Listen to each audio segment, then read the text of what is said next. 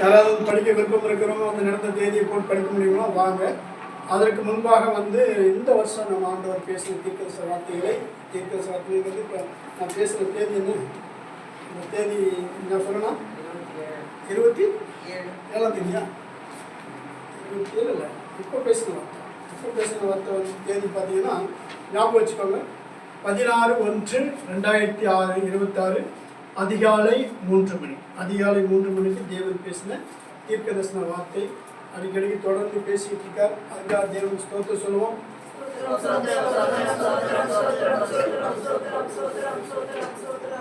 வங்கக்கடலில் நில அதிர்வுகள் ஏற்படும், சுனாமி தோன்றும். இது 3வது பகுதி. ஐரோப்பிய கண்டத்தில் கனமழை பெய்யும். கனடாவிலும் கொலம்பியாவிலும் எரிமலை தோன்றும். நீதிமான் பழைய போல செலுத்து வருவான். நீதிமான் இந்த வருஷம் பூரா நீதின்னு தான் பேசுறாரு. நீதிமான் பழைய போல செலுத்து வருவான். அப்ப நம்மகிட்ட நீதி இல்லைன்னு சொன்னா நம்ம செழிக்க தேவன் ஸ்தோத்திரம். சரிங்களா? தேவன் இப்படியா பேசியிருக்காரு.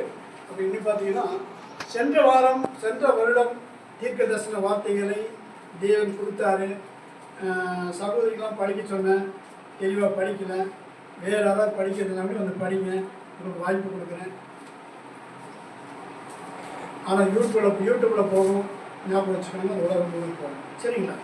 படிக்கிறதுனா வந்து படிங்க. யாருக்காவது வேறு படிக்கிறீங்களா? இல்லை. சரியா? சரி, யாரும் இல்லை, நானே படித்தவன். சரிங்களா?